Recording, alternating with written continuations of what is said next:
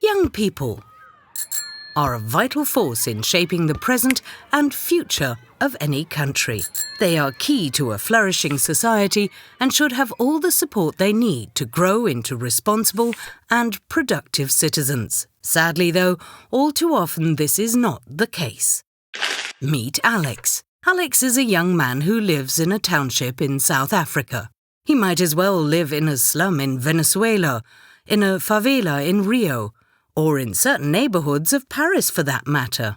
But being brought up in a neglected and disadvantaged community, Alex has been exposed to many so-called risk factors his entire life. These risk factors include, for instance, exposure to violence, substance abuse, involvement in gangs, lack of economic opportunities, insufficient education, and many more.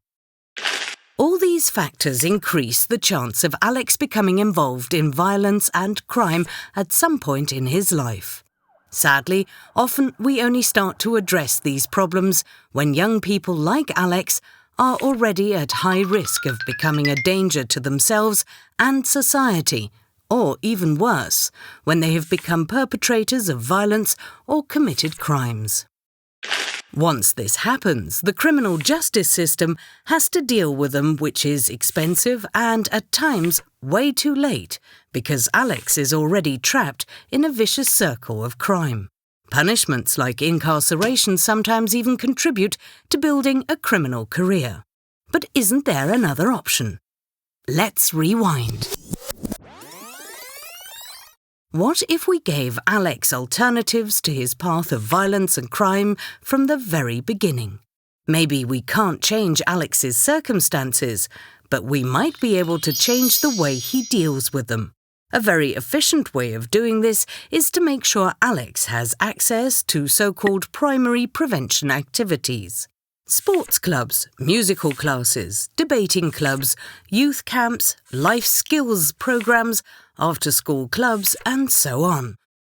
All these activities help young people like Alex to develop important social skills such as tolerance, self-confidence, optimism, and independence, which help them to become more resilient. They give them the feeling of being valuable members of society and to be respected. And they provide them with positive role models and a sense of belonging too.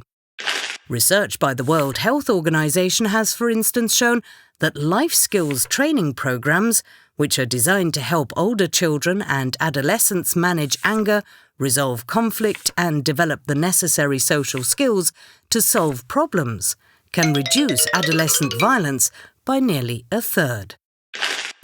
This kind of support helps Alex to grow more resilient and to make the right decisions, even in challenging situations. He becomes a role model for others and can positively contribute to society.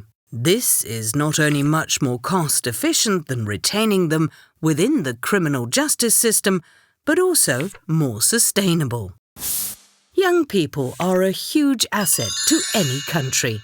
No one is born violent, but difficult circumstances often increase the likelihood of violent and aggressive behaviour in young people. It is our job to support young people to grow into resilient and responsible citizens.